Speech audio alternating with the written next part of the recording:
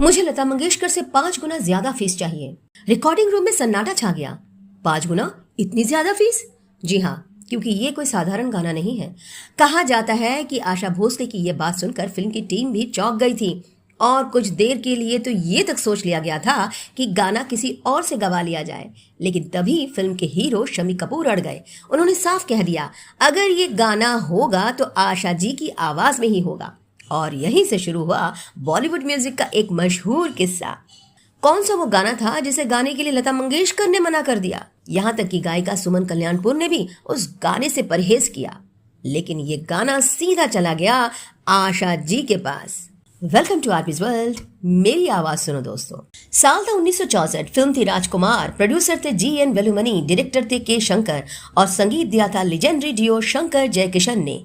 गीत लिखे थे हसरत जयपुरी और शैलेंद्र ने। शैलेंद्र का वो गाना, सेंसुअस गाना, जिसे गाने से लता मंगेशकर ने मना कर दिया और आशा भोसले ने मांगा लता से 5 गुना ज्यादा फीस।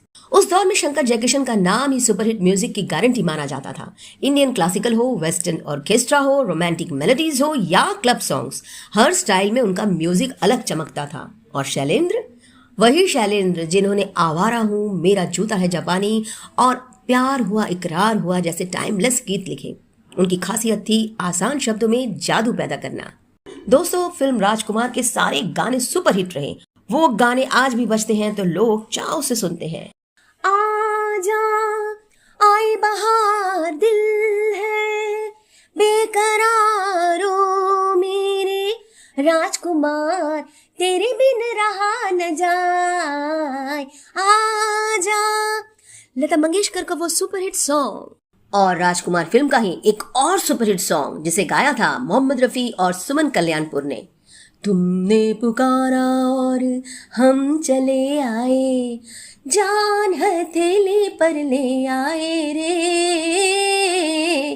तुमने पुकारा और हम चले आए।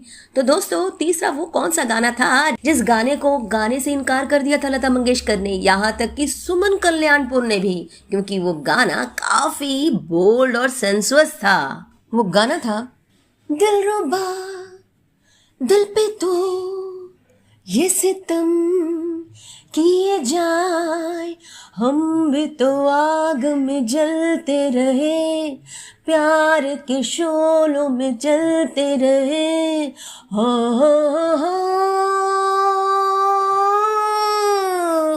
दिलरुबा, दिल पे तू ये सितम किए जाए।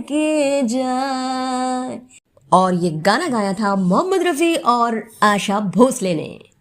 आज शायद ये गाना नॉर्मल लगे, लेकिन 1960s में इसका अंदाज काफी बोल्ड माना जाता था। गाने में वेस्टर्न म्यूजिक था, शरारत थी, सेंसुअलिटी थी। और यही वजह थी कि पुराने फिल्मी किस्सों के मुताबिक जब शंकर जयकिशन ये गाना लेकर पहुंचे लता मंगेशकर के पास, तो उन्होंने इस गाने में ज्यादा रुचि नहीं दिखाई, क्योंकि गाने के बोल ऐसे थे और म्यूजिक ऐसा था जो कि बहुत ही बोल्ड और सेंसुअस था। क्योंकि उस दौर में लता जी अपने इमेज को लेकर बेहद केयरफुल रहती थी। इसके बाद बात पहुंची सुमन कल्याणपुर तक। दिलचस्प बात यह थी कि सुमन कल्याणपुर इस फिल्म में पहले से गा रही थी और सुमन जी की आवाज लता जी से काफी मिलती जुलती भी थी। लेकिन फिल्मी चर्चाओं के मुताबिक उन्होंने भी ये गाना नहीं गाया। अब फिल्म की टीम मुश्किल में थी। गाना तैयार था, शूटिंग की प्लानिंग हो चुकी थी, लेकिन सिंगर तय नहीं हो पा रही थी।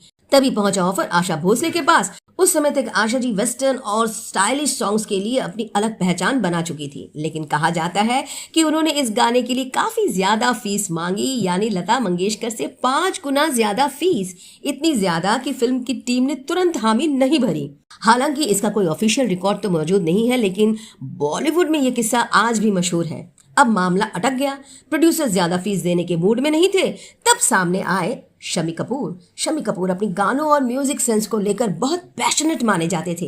कहा जाता है कि उन्होंने साफ कह दिया, इस गाने का मूड, इसकी एनर्जी और इसका वेस्टर्न स्टाइल सबसे बेहतर अगर कोई गा सकता है तो वो आशा भोसले हैं।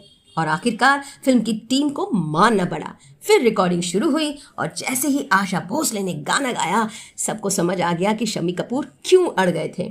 आवाज में ग्लैमर था, नटखटपन था और वो टीजिंग अंदाज जो आगे चलकर आशा जी की पहचान बन गया। दिलरुबा दिल पे तू ये सितम किए जाए, बस यही वो अंदाज था जिसने इस गाने को उस दौर का सबसे स्टाइलिश और मेमोरेबल सॉन्ग बना दिया। बोल्ड और सेंसुअस भी था ये सॉन्ग। और आखिरकार दिलरुबा दिल पे तू सिर्फ एक गाना बनकर नहीं रह गया, इसने ये साबित कर दिया कि बॉलीवुड म्यूजिक में हर आवाज की अपनी अलग पहचान होती है।